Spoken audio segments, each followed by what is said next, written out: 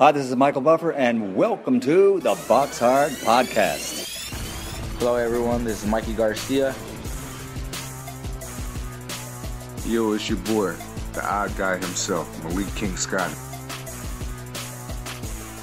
Hi, I'm Charlie Edwards.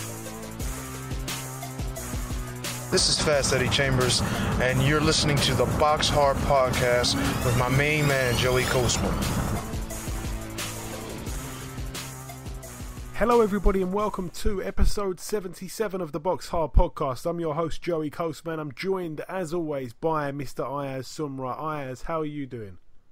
I'm good, Joey. How are you? Very good, my friend. Very good. Now let's jump straight into part one. As we do, we're going to waste no time. We're going to get straight down to business. This one, of course, happening last Thursday. That was Thursday the 30th of March 2017, obviously. Over in the Montreal Casino in Montreal, Quebec, Canada, Jojo Dan picked up a knockout win in round 5 of his scheduled 8-round contest at 154. Super welterweight, that one. So Jojo Dan picks up his 36th career win inside 40 fights. His opponent Jesus Girola had a record of 23-10, now 23-11. He's also got 3 draws, so a decent win there for Jojo Dan. Moving over now to a card that happened over in Haiti. Wilkie Camphor, friend of the show, he moved to 23 wins. Of course, he's got the 3 losses. He picked up a unanimous decision win over 11 rounds. It's a strange way that they do their things over in Haiti. And his opponent Paul Valenzuela Jr. 20-4. He lost, so he's now 20-5. So Wilkie Camphor, I'm very, very happy for him. He's also picked up the vacant WBA Fedelatin Super welterweight title as well, so a good win there for him. Moving over now to the USA, one fight to mention over in Pennsylvania, I believe, at the Carnegie Music Hall of Homestead, if I'm not mistaken. Luis Arias, of course, he was with Mayweather Promotions at one point. Mayweather, unfairly to Luis Arias's views, dismissed him of the promotional team. He's now signed with someone else, I believe. He defended successfully his USBA middleweight title. He moves now to 17-0 with a points win over 10 rounds. Unanimous decision there. That's it for that one. Moving over now to Germany. This one was really the biggest card of last weekend. Marco Huck, 40 wins and 3 losses with 1 draw, took on Maris Bridis, 21-0. Obviously, Bridis going into this fight with the reputation of being a bit of a banger. Marco Huck going into every fight really with the reputation of being a warrior. However, he looked a little bit long in the tooth for me. He looked a little bit one-dimensional, which is the first time I think I can really say that about Marco Huck. He usually comes and gives it his all. He seemed to be very, very lackluster, to be completely honest. Maris Bridis was obviously the younger, fresher guy, and well, I don't think he's too much younger. I think they're pretty much the same age. I think there may be a year or two between them. But the fresher guy in terms of being a pro, in terms of being at that title level there. So Marco Huck did look a little bit long in the tooth, did look a little bit one-dimensional, and I think he started a little bit late, but he just didn't seem to get into it. Some people not even scoring him 1 round. Some of the people that I've read some of the reviews about that fight online. So the ultimate outcome was a unanimous decision win over 12 rounds for Maris Bridis. Of course, doing this, he picked up the vacant WBC World Cruiserweight title, which was taken away from Tony Bellew in the last few minutes of last week. And also, the IBO World Cruiserweight title was on the line.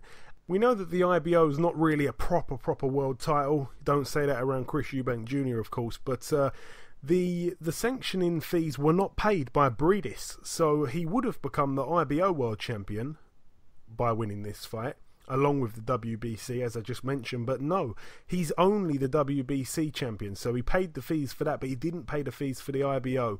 So an interesting one there. Very disrespectful, actually, Bridis doing that. That's a bit disrespectful, to be completely honest. So the IBO title now becomes vacant And I mean, it's just a vacant belt, but the IBO is getting thrown about here, there, and everywhere in recent times. Also on that undercard, Christina Hammer, the WBO and WBC World Female Middleweight Champion, she defended her belt successfully over 10 rounds, 10 2-minute rounds against Maria Lindberg, who had a record of 15-1, now 15-2 with 2 draws. Christina Hammer still the perfect record, 21-0, a decent performance there from her. She's not really a banger, but she did some decent boxing. That's it for Germany. Moving over now to Nicaragua. One fight over here to mention. Ricardo Mayorga, former world champion. Why on earth is he still fighting? Nobody knows. Well, his opponent found out the hard way. He picked up a TKO in round 3, Mayorga, over Julio Zepeda, who had a record of 12-17 with 1 draw, now 12-18 with 1 draw. Zepeda refused to continue fighting during round 3, so it went down as a TKO there for Ricardo Mayorga. He's now 32 wins, 9 losses and 1 draw. Bizarre stuff there from the Charman Bar in Managua, Nicaragua. Brilliant, brilliant stuff. Moving over now to the final bill to mention of the reviewing. There was not too much action last week. The final bill, the Cosmopolitan of Las Vegas in, of course, Las Vegas, USA. Top of the bill, Antonio Orozco. He proceeded to 26-0 now. Perfect record with a TKO in round 4 over his opponent, Keandre Gibson, who was unbeaten, 16-0 going into that fight, now 16-1 with 1 draw. Gibson was down once in that round 4. And Orozco also picks up the vacant NABC Super Lightweight title. So a good win there for him. We're moving very fast through this week's show. We're trying to go through things a little bit quicker than usual. So the first thing to do, of course, and the last thing to do, I should say, before we end part 1, is to welcome guest number 1. Ladies and gentlemen, please welcome the trainer of the best heavyweight talents in the world. It's Mr. Peter Fury. Peter, welcome to the show. How you doing? You okay? Yes, my man. Been a long time. It's been a long time. Obviously, a lot's happened since we last spoke. I want to start with this, Peter, if you don't mind. First things first. The other week, a couple weeks back now, your man Con Sheehan got a win. Obviously, he banked some valuable rounds in whilst doing so. How's he getting along, and are you happy with his recent progression? He's steady. He's coming along steady. You know, he's got quite a bit to do. He's got to sit on his shots more. He's got to know when to step in behind the shots and get somebody out of there. You know, his performance was very, to me, it was very one-paced. But saying that, the opponent, he was very, very negative. So when you get people like this, it's very, very difficult to get out of there. But saying that, you know, it just shows the stuff that he's got to work on. But he is improving in every fight he has. So he's slowly getting better, Conchian. So I'm happy so far so good. Yeah, good to hear. And now the big one, of course, your son, Hughie. He's taking on Joseph Parker on May the 6th. So just a month this week. For Parker's WBO heavyweight world title. The fight's set to take place in New Zealand. It's all been a little bit confusing to keep track of, but I know that you applied for a visa, then was denied access to New Zealand, then I heard you've been given access. What's actually going on, Peter? Well, you know, it's down to immigration. You know, I've had no input into it. We applied, we went through the right channels, and fortunately, you know, immigration turned it down. And this is normal, to be fair, because once immigration turns it down, you have to get a special waiver, which then goes to the ministers to decide. And they decided it was in the best interest of boxing over there. So, you know, I'm very, very extremely grateful to the New Zealand government and immigration to grant me access. So at least we're all systems go. So thankfully, I'm very, very grateful for that. I do want to ask you this. It's a bit of a pointless question, to be honest, with you being given access. But what would have happened in that scenario? Who would have gone out there with Hughie? Well, it's not a scenario we discussed. We was waiting on the visa, and then once we had the decision, then we was going to make that decision because we knew we had at least 5-6 weeks left. So we just said, look, let's not even think about that now. Let's wait and see what happens with the visa. So. Yeah. The answer is we haven't even considered it. Yeah, okay. And I want to ask you, Peter, what do you make of Joseph Parker as a fighter? We've actually had him on the show a couple of times. You know, he seems like a nice guy outside the ring. He's a decent fighter inside the ring. What's your take on him? I think he's a very good young fighter, and he comes across, he does everything right. He's a very polite guy. There's nothing I can say bad about him. I think he's got a lot of talent, and he's a promising young heavyweight. And by the time the fight rolls round, Hughie would have been out the ring for about a year and a week. Obviously, in that time, Parker has fought 4 times against 4 decent opponents, to be honest. Is that a disadvantage for Hughie, Peter? I don't see it as anything, no, because Hughie's constantly in the gym. We've been working on a lot of stuff. He's a different fighter than what he's been in the past. So we're just looking forward to getting the fight on and letting the public see exactly what it's really about and what it's like under pressure. And as you say there, Hughie's been in the gym. He's had a bit of time out of the fight nights. I may be a little bit mistaken as well, but in that time, with Tyson not being around the gym as often as he was before, is that good for Hughie? Would he have had more of your attention in that time that he may need for the biggest fight of his life coming up? Yes, of course it is, because it was Tyson's time, and Tyson had 100% of my concentration. Now it's Hughie's time, and he's got 100% of my concentration. So, you know, everybody's got to take their turn. So now it's Hughie's turn, and we're looking at everything, working on things, and everything's going to plan at the moment. And speaking of the big man, how is Tyson at the moment? He looked to be in good spirits the other week. He was out in Denmark with Isaac Lowe. I know that result didn't go the way we wanted it to, but he seemed to be in good spirits. He was actually calming everybody down at one point. Well, it was good to have him in the gym. He obviously, he's a character. It's nice to see him in the gym.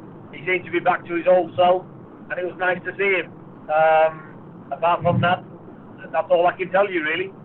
And I believe that there's some sort of hearing in May with Tyson to discuss what's next for him. Is that right? Have I got that right? Yes, and that's down to the lawyers, so they're doing that. So we've got to keep pretty confidentiality on that one. So the lawyers are dealing with that. So it will go through its due process. And finally, Peter, I wanted to get your opinion on one last fight before I let you go. I'm sure that you know which fight I'm going to be talking about later this month, Wembley Stadium, Joshua versus Klitschko. How do you see that fight unfolding? Either Joshua's going to knock him out, or Klitschko will knock Joshua out. It's an exciting fight. I think whoever lands first, that'll be the end of it. But I think Klitschko is the better boxer. He's got a lot more experience. I think, you know, if Klitschko is hungry and he really wants it back, then I'll have to edge towards Klitschko. I think Joshua is young, he's strong, and it all depends what's going to happen on the night. It's who wants it the most. So he could come out Joshua, and he could catch Klitschko early, and it could be all over. But I think if he starts going past the 4th round, I think Joshua's in deep water. Who do you see winning that one, though, like if you had to pick a fighter? It's very difficult because it depends what type of Klitschko is going to turn up.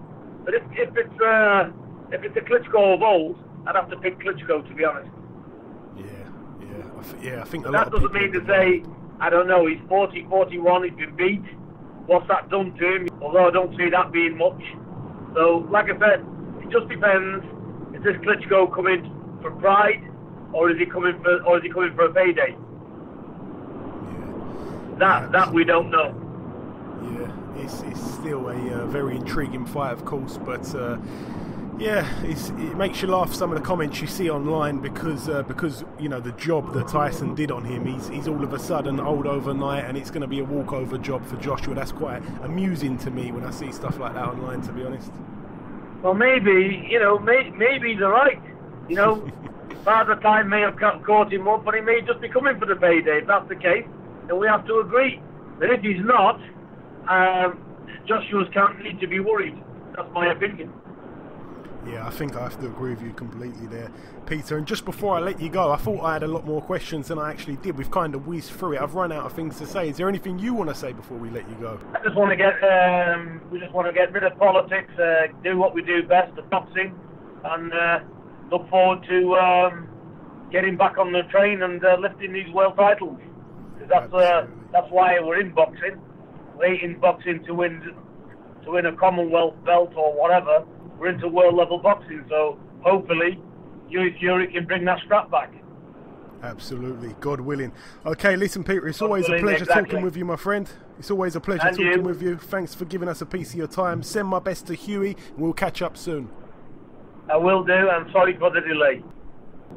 Okay, now it's time for part 2 on this week's show. This part, of course, the preview part. Just before we get into the preview part, we're going to go over to Ayaz with this week's news.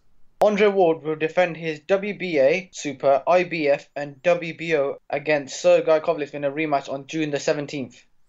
Yes, of course, this fight was a fight that everybody wanted to see a rematch of straight away. It didn't really look like it was going to happen. I met up with Andre Ward earlier this year in London when he came over here, and hearing him talk, it just didn't seem like he was going to give the rematch. It seemed like he was either going to retire or it seemed like he was going to move on to something else, which would have been a shame. You know, he doesn't really get a lot of credit, Andre Ward, despite being such a fantastic, phenomenal talent. One of the best pound for pound, if not number one. So I'm happy that he's honoured the rematch here. And you know, it's great to see, because I, for one, actually thought that he just lost that fight. I can't remember, Ayaz, if you scored it to Ward now, but it was a very, very close fight. Divided a hell of a lot of people, and it's good to see the rematch finally going to be taking place here. So, yeah, it's great news for the whole sport of boxing, to be completely honest. Jeff Lacey will return to the ring on March the 12th in Tampa, Florida. Yes, Jeff Lacey, a man who, you know, he was supposed to be the next big thing at one point. Then he bumped into Joe Calzaghe, and he never quite did, or never quite fulfilled expectation after that. I'm not quite sure why he's boxing again. You know, of course, he was the IBF world champion from 2004 to 2006. Since then, he hasn't really done anything spectacular. He's also been out of the ring since January of 2015, where he got knocked out by Sullivan Barrera. So as I say, since 2006, he hasn't really had any great wins on his record, to be completely honest. He lost to Joe Calzaghe in 2006. Other two fights that I should mention, really, that he was involved in, he lost both of them. He took on Jermaine Taylor in 2008, and he took on Roy Jones Jr. in 2009, losing both of those fights, as I said. So I'm not sure what he has to offer, but you know, it's 2 years and 3 months or so later. And yeah, I don't think he's got much to offer. But again, it does make headlines because he was a good fighter quite a few years back now, to be completely honest. But yeah, that's it for my thoughts on that one, Ayaz. The WBC have ordered a immediate rematch between super flyweight champion Rungvisai and ex-world champion Roman Gonzalez. Yes, it's quite a challenging name there to pronounce. The champion now, the Thai national. Obviously, we see him go in there and really just keep coming forward the whole night. It was an impressive performance against Roman Gonzalez. I didn't score that one, but a lot of people divided on that. A lot of people actually going as far to say it was a bit of a robbery. I don't agree with that, but I was a little bit sad for Roman Gonzalez, the way it all ended. You know, he was obviously down early in that fight. He was cut with accidental head clashes. He showed fantastic warrior status, as you picked up on, I remember, Ayaz, actually the week after, talking about how much of a warrior performance Roman Gonzalez put into that fight. So I'm happy that there's going to be a rematch, really, but I think the winner is going to be Roman Gonzalez. I think it's inevitable. I just don't think he had a great start to that fight, and I think it really sabotaged the rest of the fight for him, really. I don't think he was able to claw it back as such after being trailing after just a couple of rounds. He had quite a hill to climb after that. That's it for my thoughts on that one, Ayaz. Is there any more news for us? No, that's it. Okay, thank you so much, Ayaz. Moving over now to the preview part. So there's a few places to visit on the preview part this week, starting with a card happening over in Sao Paulo in Brazil. To be honest, he's got a bit of a reputation as a journeyman, despite having 39 wins and just 14 losses on his record. Whenever he steps up in competition, he seems to lose.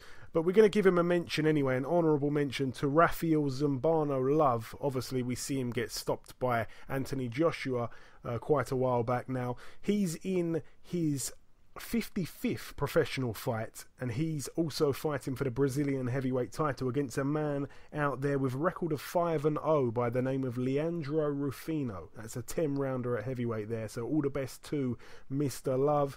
That's it for Brazil. Going over now to a fight happening in Puerto Rico at the Coliseo Antonio R. Barcelo in Toa Baja. Hopefully I've got that right. It's a man that we had on the show a couple of weeks back, DeMarcus Corley, former world champion. His record, 48 wins, 27 losses and 1 draw. He's taking on Giovanni Santiago, who has a record of 9-0 with 1 draw. It's for the vacant UBF International Super Lightweight title. It's a 10-rounder at 140 as well. We wish DeMarcus Corley all the very best in that fight. It was great to have him on the show. And as I say, I really hope he gets the W on the weekend. Moving over now to Las Vegas, Nevada, USA. One fight to mention over there. Carlos Zambrano, 26-0. He's fighting for the vacant IBO World Featherweight title and also defending his interim WBA World Featherweight title. He's been out of the ring for quite a while, Carlos Zambrano. He's taking on Claudio Marrero, who has a record of 21-1. So it should be a decent little fight there. But Zambrano's a guy that I really want to see moved on a little bit quicker, to be completely honest. That's it for Las Vegas. Moving over now to the UK. Manchester Arena, formerly the MEN. Formerly a bunch of other names, to be completely honest. We're going to start with the undercard. Nicola Adams making her debut on this show. Obviously, she's a double Olympic gold medalist. She's a real credit to women's boxing. It's her debut here against Virginia Naomi Carcamo, who has a record of 4-2 with 1 draw. It's a 4-rounder at flyweight. That's 4 2-minute rounds, of course. Also on that bill, Daniel Dubois making his heavyweight debut. 4 rounds this one scheduled for. He takes on Marcus Kelly, who has a record of 1-0. Former world champion Paul Butler's on the bill. His record 23-1. His opponent yet to be announced. It's a 6-rounder at bantamweight, that one. Zelfa Flash Barrett's on the bill as well. He's in a 6-rounder at super featherweight. His record at the moment 15-0. He takes on Norbert Kaluxa, who has a record of 14-9. Also on the bill, Jimmy Kelly, 20-1. He's taken on Rick Godin, 23-1 with 1 draw. That's a 10-rounder at super welterweight. Jack Catterall puts his WBO Intercontinental Super Lightweight title on the line against Martin Geffen.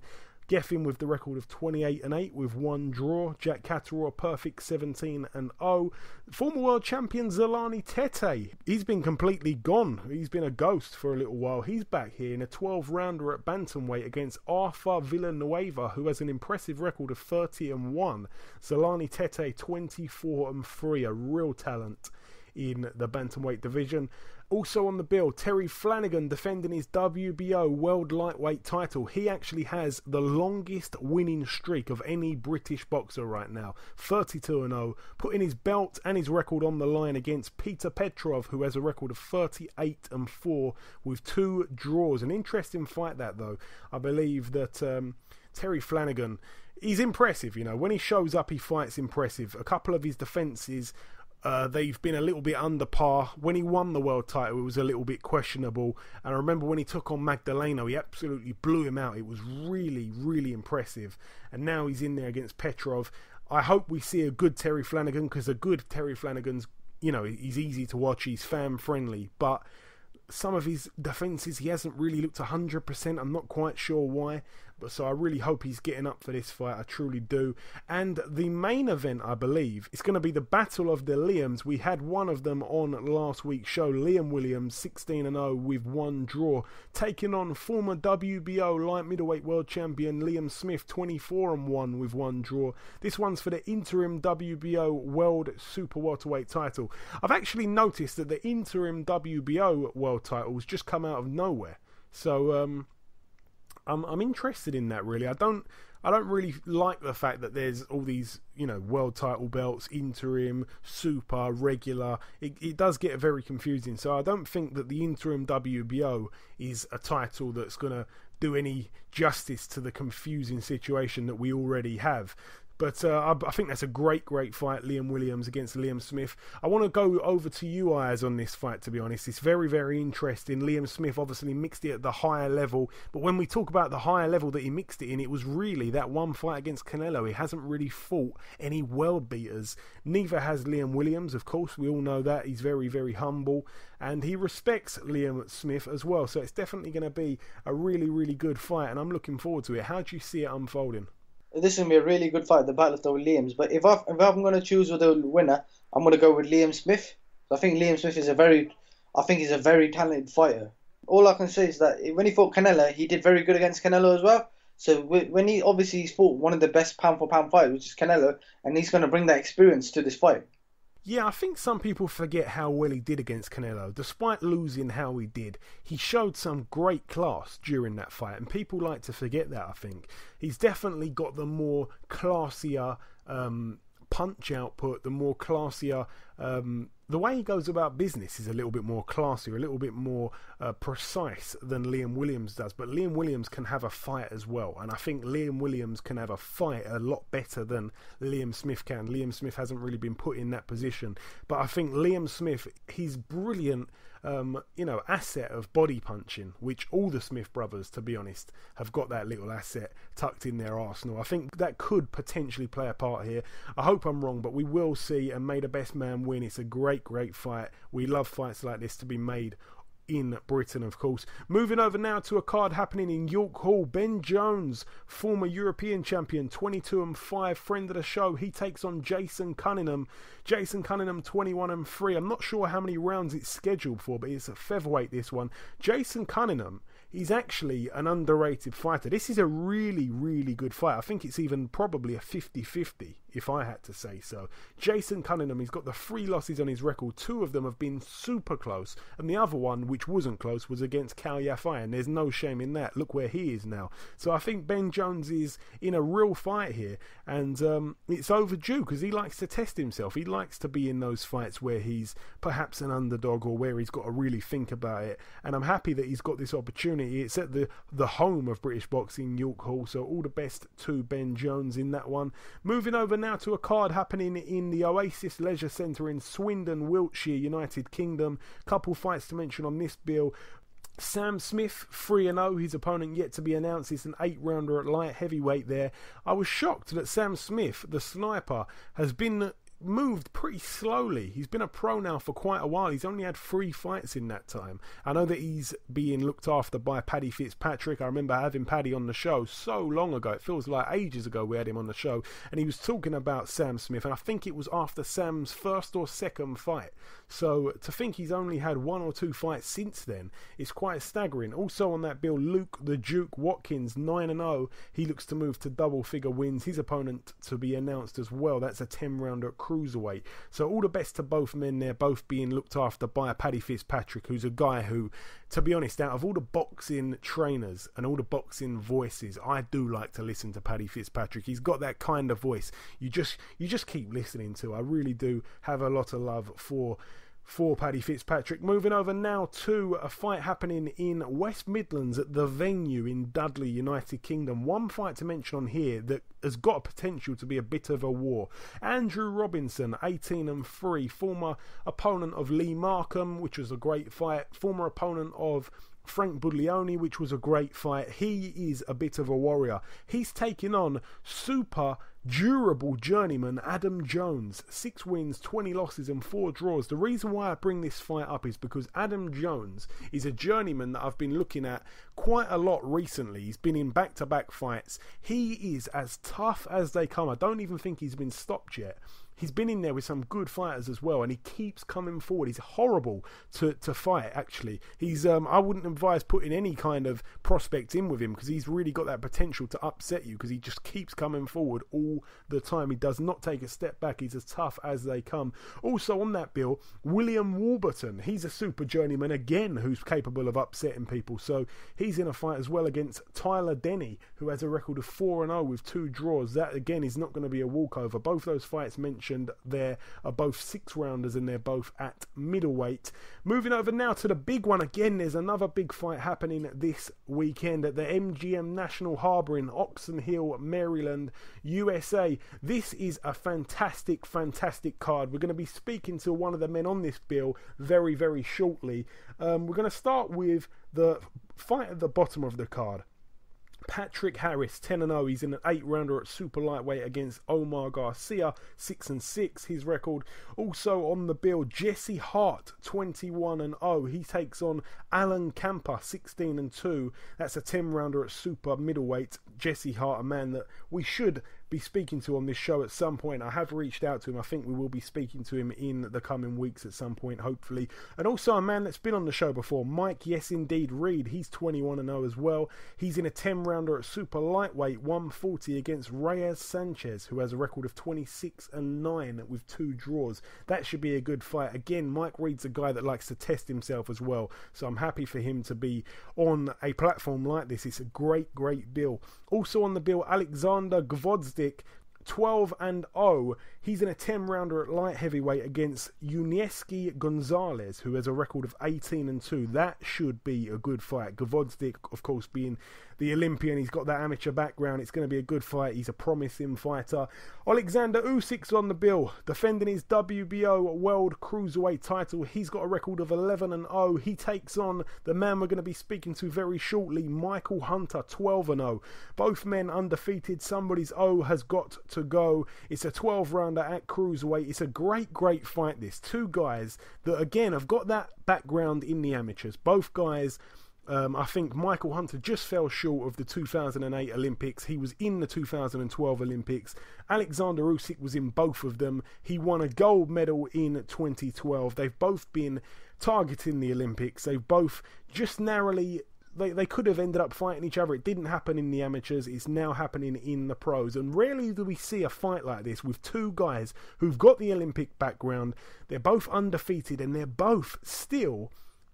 I'd say prospects. I know that Usyk's already a world champion, but he's maybe just elevated above the prospect status. They're very fresh in their pro careers is what I'm trying to say. And it's rare that we see a fight where both guys have got a promising future and they meet for a world title this early. So I'm very happy about this fight. Alexander Usyk being the crafty man, he's very, very good on his feet. Obviously, he's a southpaw. Michael Hunter's past 2 opponents have been southpaws as well. So that's a good stat there to bear in mind. We wish Michael Hunter all the very best in this fight, of course, and we will be speaking to him very, very soon. He's got an interesting story. And top of the bill, Vasyl Lomachenko, 7-1, putting his WBO World Super Featherweight title on the line against Jason Sosa, 20-1 with 4 draws. Jason Sosa, he's got a little bit of a warrior reputation as well. Of course, he's mixed it with some good fighters. He's mixed it with our very own Stephen Smith, a fight that was a little bit frustrating to watch when he went over there in Monaco and did a job on him.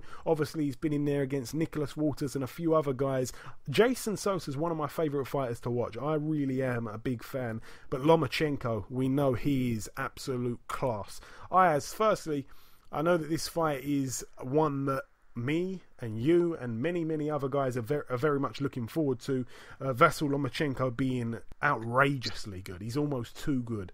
And how do you see this fight unfolding? I know that we both are big fans of Jason Sosa as well, a good fighter. Yeah, Jason Sosa is a good fighter. I like Lomachenko, but to be honest, I reckon he'd do very good. But Lomachenko, he's a very good fighter with a huge experience. But in my opinion, I'm going to go for Lomachenko stoppage. Yeah, I mean, obviously we see Lomachenko in that fight against Orlando Salido. He was on the receiving end of some roughhouse tactics. He was in there to rough it up. I think Jason Sosa could potentially make it a little bit rough. We do know that he likes to be a little bit rough. He can fight as well as box. So I think that's something to bear in mind. Surprisingly, the size is with Lomachenko in this one. He is the taller guy. Jason Sosa, it was quite striking how short he is. He's only 5'5". He fights pretty stand-up. He does like to stand up. He fights pretty tall. But we know that Lomachenko is hard to pick against. You know, he really is. He's a technical genius. And he's one of the best amateurs of all time, if not the best of all time. So... definitely an intriguing fight though, but I really hope that it's good for a few rounds. I hope it's not one-sided. I think it won't be one-sided. I think Jason Sosa's very, very clever and crafty, so I think he could make it pretty interesting during spells of that fight.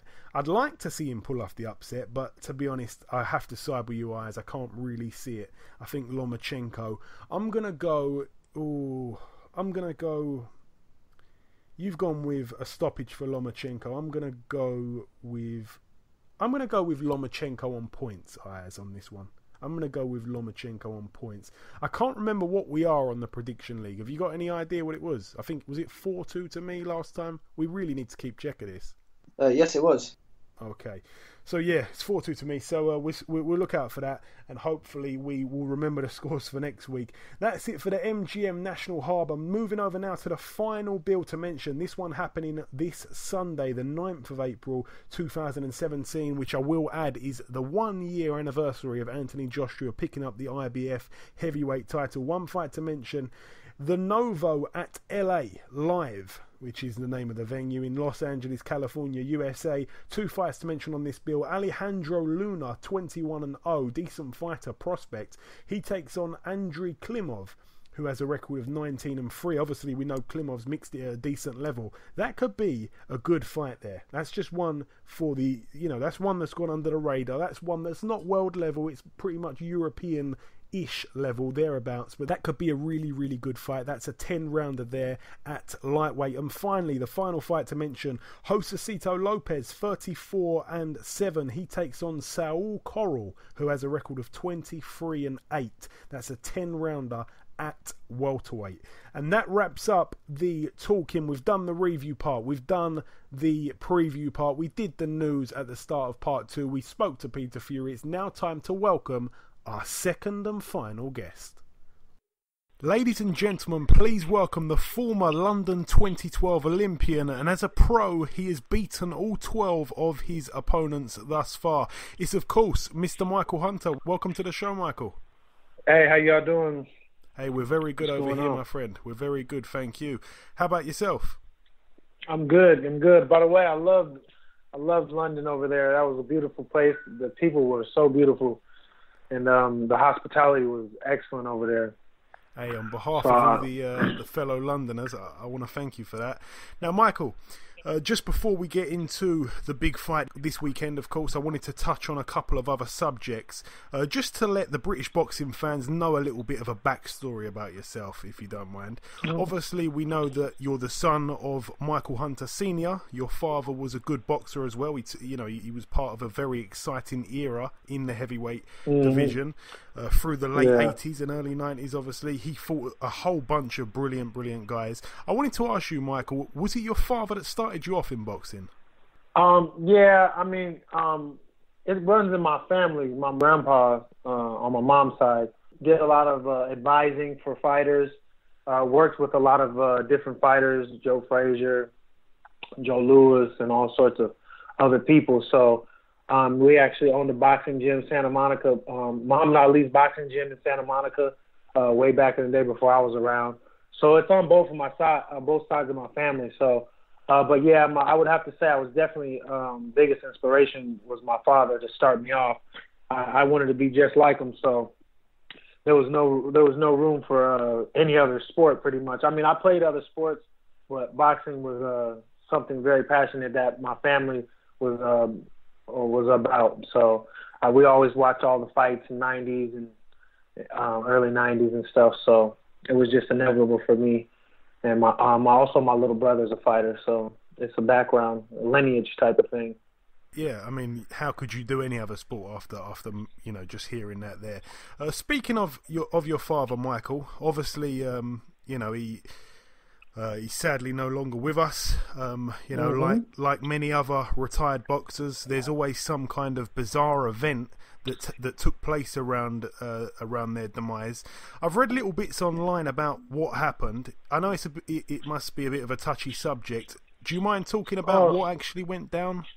Actually, I don't really know too much.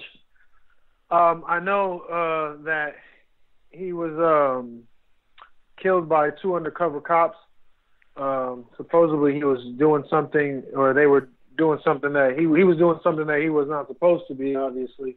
And I guess the cops didn't reveal that they were undercover, and then they shot him. So that's all I really know. I didn't really get too far and deep into the story. I just knew that he had passed, and I had a mission to take on. So I basically just left it there from there, Yeah, no, I understand that. It's just just a bizarre thing I thought we should let the British public know about. Every good boxer has always got some kind of bizarre history. So that's a bit of bizarre history there.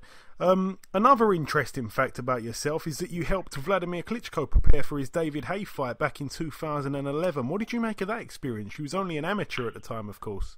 Yeah. That was a great experience. I actually helped him with a few other ones too. My first one was Eddie Chambers. I went for Eddie Chambers, and they enjoyed my work and my work ethic, and so they brought me back for the David Haye. That was beautiful. I got to see how the European fans acted, and David Haye is definitely a different character, so I got to see his tactics, and I learned a lot from just being around those guys, from being around camp. And they're at the best and top of their sport, and top of their game. So it was more just even about not just about the fight, but more about training. And like I said, the way David Haye, the tactics that he used, and and the way that they try to intimidate one another, I thought was a brilliant thing for me to watch, and definitely a good experience for me. It's funny that you should mention Eddie Chambers there. I was just talking to him about 5 minutes ago, just before we started the show. Oh, get out of here. Yeah, he's a good friend of mine. I actually just asked him about your fight, by the way, because he's looking at getting into the cruiserweight division. I think he's on some kind of diet to lose a bit of weight and go down to cruiserweight now. So I asked him about that fight, and he did just say to me a minute ago that it's an interesting one. So, it's funny that you should say that. I know that in the 2012 Olympics in London, obviously it didn't go to plan for you. You lost a very close fight to Artur Beterbiev, who's gone on to be a promising pro. I know that you left London a little disappointed. Was there a while after that where you considered staying amateur, or did you feel like it was the only thing left to do was to turn pro at that point? Yeah, I felt like that was the only thing left for me. That was my second go around as far as the Olympic circuit. So I felt very mature. I mean, even the first time, I kind of felt like I was kind of ready for the pros. But definitely, I had matured to a certain point and experience in my career as far as being an amateur, that I was definitely ready for the pros. Yeah, and I owe Arthur one. He got me on a double tiebreaker. But so hopefully maybe I could settle that too. Yeah, we'll have to wait and see. Now, obviously, you finished your amateur career as a heavyweight. You started off as a heavyweight in the pro ranks. It surprised me a little bit, actually, when you decided to come down in weight to cruiserweight. What was the reason behind that, Michael? Well, when I first got into the Olympic trials and stuff starts, like a year and a half before the Olympics actually comes on. Before you actually go to the Olympics. So when I qualified, I was the first person to qualify at that weight class, at heavyweight, when I was the amateur. And I was very inexperienced. I only had like maybe 19 fights or something like that. So I was basically doing very well for myself. And I had qualified very early that year, the year of the Olympic trials and stuff. So I was kind of stuck in heavyweight as a kid, and as I was training and getting in better shape, I was actually losing weight, but I just decided to stay, around 210 around, right above regular heavyweight or cruiserweight. And I was kind of locked in for the Olympic trials. I already had basically an Olympic trial spot. So that was why I stayed heavyweight. And then after the next go-around, it was definitely no decision for me to just go to cruiserweight because I was only 5-6 pounds above cruiserweight anyway. So it was definitely, I was always fighting bigger guys. Like I fought Roberto Camarelli and a guy from Russia. I always fought a lot of bigger guys than me. So, and I was also young. I was 19, 18 years old. So that was the whole reason why I was kind of locked in that heavyweight position as a kid. Okay, so obviously, we just said you turned pro as a heavyweight. You made your debut in March 2013. Fast forward now, we're in April 2017. You're 12-0 at this point. This Saturday, you're taking on the WBO Cruiserweight World Champion, Oleksandr Usyk. Usyk is 11-0 with 10 knockouts. He's looking really good at the moment, I must admit. What are your thoughts on him, Michael? Oh man, obviously he's a great fighter. He's good on his feet. He's a gold medalist, so he has tons of experience, ups and downs all in his career. And even from that Ukraine school of teaching and learning, they come from a good background. So I take nothing from the guy. It's just my time, and I'm ready to, challenge myself. We really have no opponent. The opponent is all in front of me. It's all me. I'm my biggest opponent. So. I'll be testing myself April 8th. And I want to ask you this. I noticed that your last two opponents, like Usyk, have both been southpaws. Is that just a coincidence, or did you believe that this fight was going to be happening sometime in the pipeline?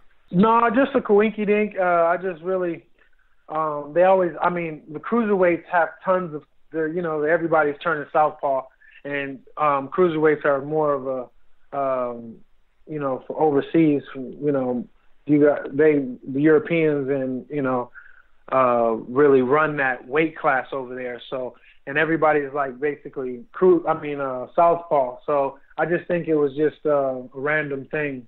I wasn't really totally expecting for this, but when they gave me the opportunity, I definitely jumped on it. I did not hesitate, not one bit. So. And I want to ask you this: how has training camp been? Oh man, wonderful! I've been sparring. I've been getting a great sparring. I sparred southpaw Luis Ortiz, who's current heavyweight champion.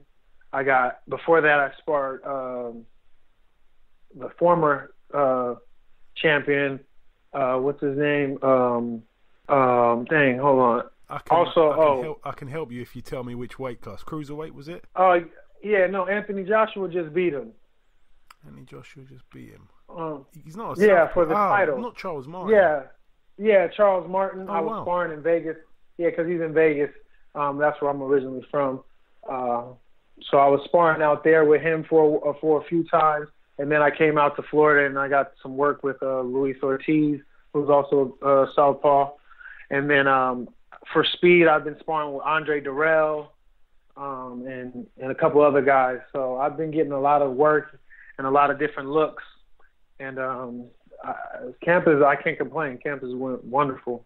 Yeah, it sounds very good. There's a lot of names there I wasn't expecting, to be honest. A crazy bunch of names, to be honest. How did it go with Luis Ortiz? That's, obviously he's a southpaw, but I wouldn't say he's much like Usyk, to be honest. He's a big guy, Luis Ortiz. So how did that go? Yeah, he is.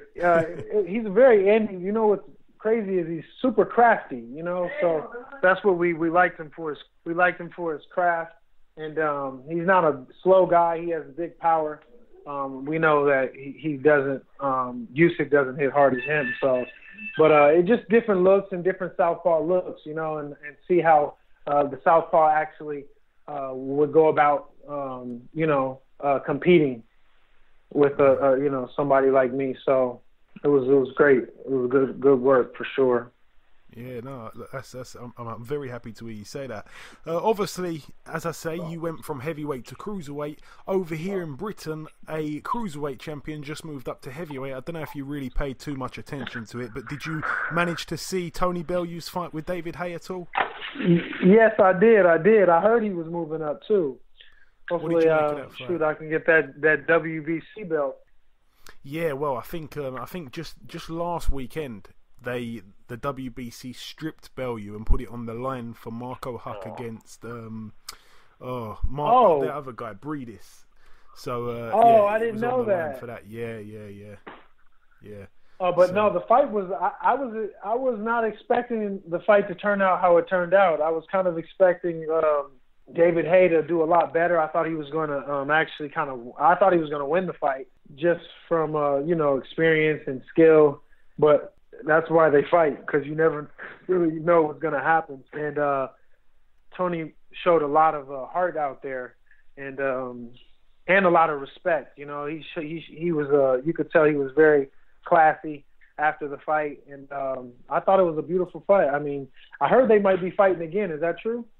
Well, we're hoping so. I mean, obviously it wasn't a 100% David Haye. He was injured in the middle of that fight, and I think he's going to be out till about November. So, if Bellew has a fight in the meantime and then gets beaten, because really he's not a heavyweight, if he gets found out, then that fight obviously loses its value. So it's a bit of a tricky situation. But, we're going to have to wait and see what happens. But, no, it definitely shocked everybody, that outcome. Another big fight that's happening over here, obviously. I know that it's probably not as big over in the US as it is here, but I know that you must have heard about it. Joshua against Klitschko. It's going to be a massive event. How do you see that one unfolding? Obviously, you've been in camp with Klitschko. It's a brilliant fight. Yeah, I really... you know what? I think this is a good fight for Klitschko. I know his age is... He's getting, to that age, and he kind of got exposed a little bit by Tyson Fury. And but I think this is a real good fight for him. I don't know. I can't pick a winner, but I really think that Klitschko's gonna do very well, especially because it seemed like he picked Anthony kind of personally. I feel like he sees something in Anthony, and they went to camp before. They've been in camp. I kind of think it's maybe a confidence thing. Maybe he got the best of him. You never really know when it comes to stuff like that. And I know Klitschko doesn't really like movers. He doesn't like people that move a lot, and he likes people to fight his size. He likes people about his size. So, he's not Anthony Joshua's not really a mover on his feet, but he's a big puncher and a big guy. So I really think that Klitschko is going to do very well in this fight. Yeah, no, I like some of the points you've made there. It's true what you're saying. It's definitely an intriguing fight, though, for sure. And, Michael, coming down to the last couple of questions I've got for you now. This is a question that I must ask everybody that we speak to from overseas. I love asking fighters from all around the world this question, to be honest. Who is your favourite fighter from the UK of any era? It can be still boxing, it can be way retired, any era. Favourite UK fighter, if you've got one for us. Favourite UK? I would have to say Prince Nassim Hamed. He's from UK, right? Yeah, that's right. Everybody says him, to be honest. I might just stop asking this question. Everybody says the same thing now. I mean, he was electrifying, man. He was, he was short-lived, but the time that he was there, he was just so exciting. He was showman, and he did his thing in there. I like Lennox Lewis as well. I can't say it.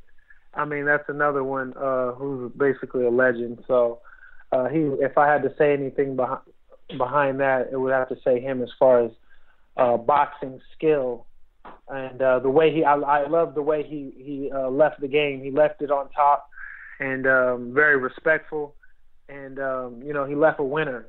So that was and that's how you always want to leave. So.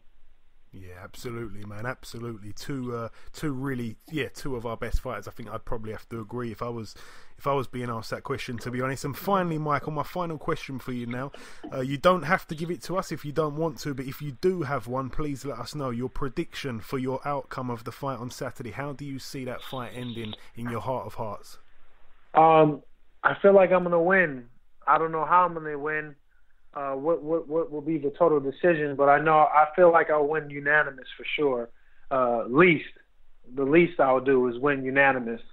I can't see it going any other split. I couldn't see any other that. I really feel like the least amount, if I don't stop him, then it's going to be a unanimous decision. Hey, absolutely. Hopefully, like I say, God willing, you get a win. It's going to be a brilliant fight. I'm definitely going to be tuning in, and it's one that has really whet my appetite, to be honest. Yeah, I'm excited for it. I'm glad that, it came up and, I was able to, get the fight. I'm very excited for it. I was hoping to fight him in the Olympics, and, it came up a little short, but, we're here now, and I can't wait either. Absolutely.